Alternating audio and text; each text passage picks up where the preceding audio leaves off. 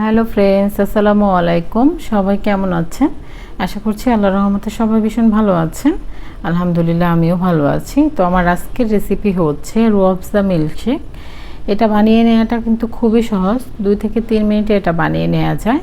আর এটা যদি আপনারা ইফতারে রাখেন, এটা কিন্তু ইফতারে রাখলে শরীরের জন্য অনেক হেলদি। আর ঠান্ডা ঠান্ডা এই মিল্ক শেকটা খেলে কিন্তু মন প্রাণ জুড়িয়ে যাবে। তো আজকে আপনাদেরকে এটাই তৈরি করে দেখাচ্ছি। আশা করছি আপনাদের কাছে ভালো লাগবে। আর এটা কিন্তু বাচ্চারাও ভীষণ পছন্দ করবে। আপনারা অন্য সময় কিন্তু এটা বাচ্চাদেরকেও তৈরি করে দিতে পারেন, ওরা ভীষণ পছন্দ করবে। তো আশা করছি আপনাদের কাছেও ভালো লাগবে। তো চলুন দেখছি আমাদের কি কি লাগছে। লাগছে ভ্যানিলা আইসক্রিম, লাগছে চিনি, রুয়াবজা আর গুঁড়া দুধ। তো এগুলো দিয়ে আজকে এটা তৈরি করব। আর লাগবে ঠান্ডা ঠান্ডা লিকুইড মিল্ক। এটা রান্না করে ঠান্ডা করে রেখেছি ফ্রিজে রেখে। তো এটা দিয়ে তৈরি করব। তো এখন লাগছে একটি ব্লেন্ডার জার। এই রেসিপিটাতে হচ্ছে আইসক্রিমটা একটু বেশি দিলে আরও বেশি ভালো হয়। আইসক্রিম যত দেবেন এটার স্বাদ কিন্তু ততটাই বেড়ে যাবে।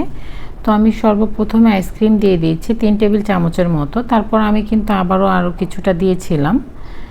এখানে দিয়ে দিচ্ছি 2 টেবিল চামচের মতো গুঁড়া দুধ, দিয়ে দিচ্ছি রুয়াবজা 2 থেকে 3 টেবিল চামচের মতো, যে যেরকম খেতে পছন্দ করেন আর কি। দিয়ে দিব চিনি সামান্য পরিমাণ, মিষ্টিটা যে যেরকম খেতে পছন্দ করেন। তো এখানে কিন্তু যারা একটু মিষ্টি কম খেতে পছন্দ করেন, এখানে চিনিটা না দিলেও চলবে, কারণ আইসক্রিম আর রুয়াবজা দুটোই কিন্তু মিষ্টি। দিয়ে দিচ্ছি স্বাদের জন্য সামান্য 1 চিমটি লবণ, আর দিয়ে দিচ্ছি ঠান্ডা ঠান্ডা 2 কাপ লিকুইড মিল্ক। এখন এটাকে ব্লেন্ড করে নিচ্ছি। এটাকে থেমে থেমে 2-3 বার ব্লেন্ড করে নিতে হবে। এটা ব্লেন্ড করা হয়ে গেছে, দেখতে পাচ্ছেন এটা পারফেক্ট রেস্টুরেন্টের মতোই হয়েছে। তো এটাকে এখন আমি একটা গ্লাসে সার্ভ করে নিচ্ছি। তো গ্লাসটাকে এখন আমি একটু সাজিয়ে নিচ্ছি। গ্লাসের চারপাশ দিয়ে একটু রুয়াবজা দিয়ে দিব। এতে করে এটা দেখতেও কিন্তু ভীষণ ভালো লাগবে, আর খাওয়ার আকর্ষণটা কিন্তু বেড়ে যাবে। তো আমি যেহেতু ভিডিও করছি, আমি একটু সাজিয়ে গুছিয়ে নিতে চেষ্টা করেছি। আপনারা চাইলে এটা স্কিপ করতে পারেন। তো এভাবে চারপাশে দিয়ে আমি সাজিয়ে নিচ্ছি। এটাকে সাজিয়ে নিয়ে যে রুয়াবজা মিল্কশেকটা তৈরি করে রেখেছিলাম সেটা গ্লাসে সার্ভ করে নিব। এটা বানিয়ে নেওয়াটা খুবই সহজ, একেবারে ইজি। আপনারা যদি ইফতারের 5 মিনিট আগে এটা বানিয়ে নিতে পারেন। তো এখন এটা সাজিয়ে নেওয়া হয়ে গেছে, আমি মিল্কশেকটা ঢেলে নিচ্ছি।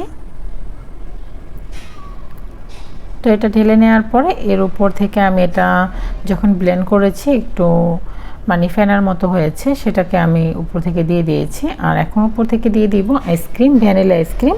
এই আইসক্রিমটা যতটা দেবেন তত কিন্তু খেতে ভালো লাগবে। তো আমি আইসক্রিমের উপর আবার কিছুটা রুয়াবজা দিয়ে দিচ্ছি, এতে করে দেখতে আরও বেশি আকর্ষণীয় লাগবে। রেস্টুরেন্টে কিন্তু এভাবে এটাকে পরিবেশন করা হয়। তো আশা করছি সহজ রুয়াবজা রেসিপি আপনাদের কাছে ভালো লেগেছে। যদি ভালো লেগে যায় অবশ্যই একটি লাইক দিতে ভুলবেন না। আর আমার পাশে থাকতে, আমাকে সাপোর্ট করতে অবশ্যই আমার চ্যানেলটিকে সাবস্ক্রাইব করবেন, আর নিয়মিত আমার ভিডিওগুলো দেখবেন। আর বেশি বেশি করে ফ্রেন্ডস অ্যান্ড ফ্যামিলির সাথে শেয়ার করতে ভুলবেন না। আর আপনারা যদি পেজ থেকে আমার ভিডিওটা দেখেন, আমার পেজটিতে ফলো দিয়ে রাখবেন।